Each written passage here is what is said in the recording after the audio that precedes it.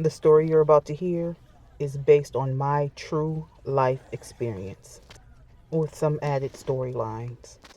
The 16th day.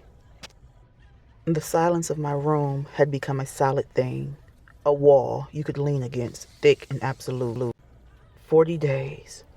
40 days without food, just water, and the escalating clarity of a mind stripped bare. I called it a fast. The silence called it an offering. By day 16, my world had thinned. The walls of my home were translucent, the air was shimmering current, and my senses painfully tuned. I could hear the fluorescent hum of the streetlights 2 blocks away, and a subtle rhythmic thump of my own heartbeat sounded like war drums in my ears. This evening, the clarity wasn't serene. It was sharp, brittle, and edged with cold. I was sitting cross-legged on the floor, the space heater glowing in angry red, but the chill felt bone deep. I was meditating, praying, trying to focus on the hollow ache in my stomach, trying to interpret it as spiritual lightness. Then the floorboard creaked. I knew my house. It wasn't the house settling. It was a heavy, deliberate creak of pressure being applied right outside my bedroom door. I held my breath. My mind, razor sharp from the fast, instantly rejected rational causes. Nobody else was here with me. I was home alone. Then the air became still. A shadow, darker than the night outside, slipped beneath the door. This wasn't the kind of shadow cast by a light source. It was pure, consuming blackness, like a drop of ink spreading across paper. It spilled on the carpet, pulsing just slightly. Then came the smell. Not sulfur, not smoke, but something far worse. The smell of burning flesh and ancient hunger. It was the scent of rotted meat left out too long in the heat. A smell that was alive and waited 1,000 years just to find me.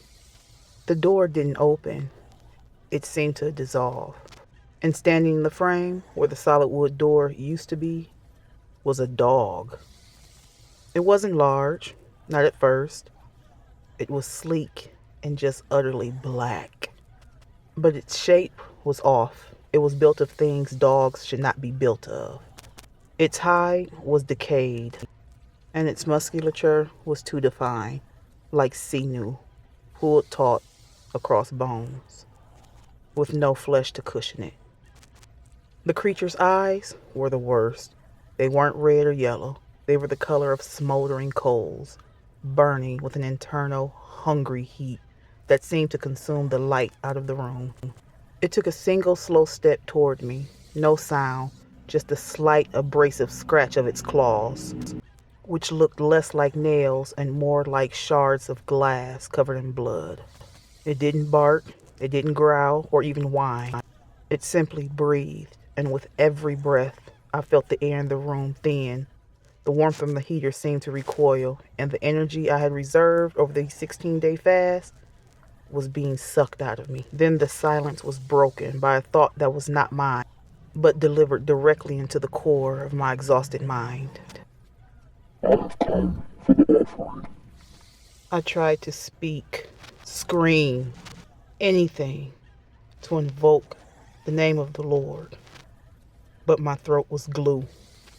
The fast had taken my physical voice, leaving me only with screams of terror inside.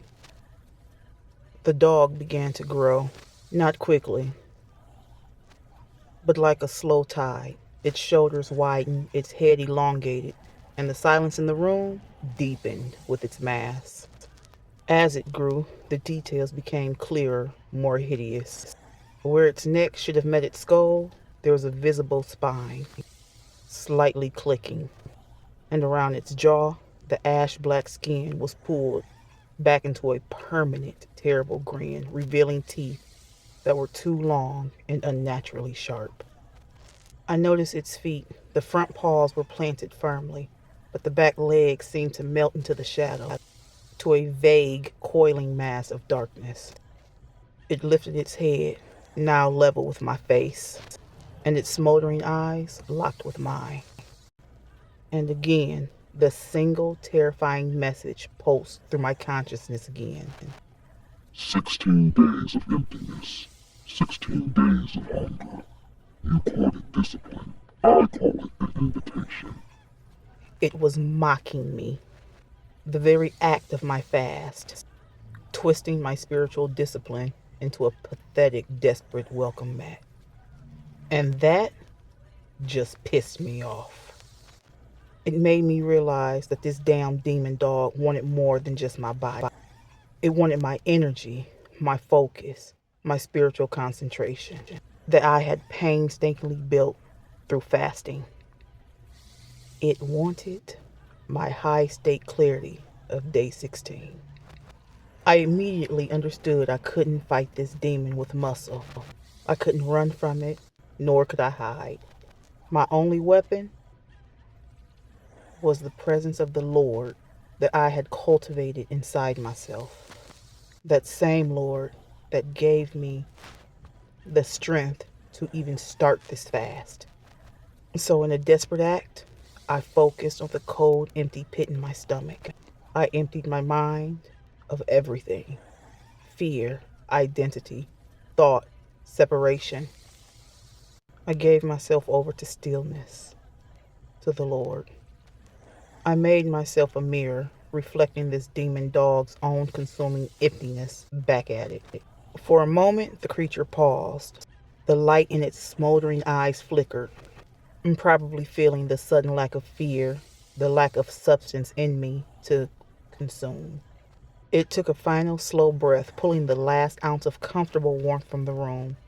Then, with a sound like tearing parchment, its claws retracted. The enormous black form began to shrink, folding back into the darkness. It became a sleek, medium-sized shadow again, where it slipped back through the floor where the door had been, and the wood of the door solidified with a final, faint thud. And then I exhaled. The air rushing back in, the room felt suddenly warm again, and the silence, replaced by the frantic, rapid drumming of my own heart. I didn't move again until sunlight flooded my room, but I immediately understood that I had to continue this fast. Because if I broke it now, I would be breaking the covenant I had made with the Lord to see these 40 days through, with nothing left to protect me. I had 24 days to go, and if I didn't complete it, I knew that the damn demon dog, satisfied for the moment, would be waiting for the day when the offering would be complete.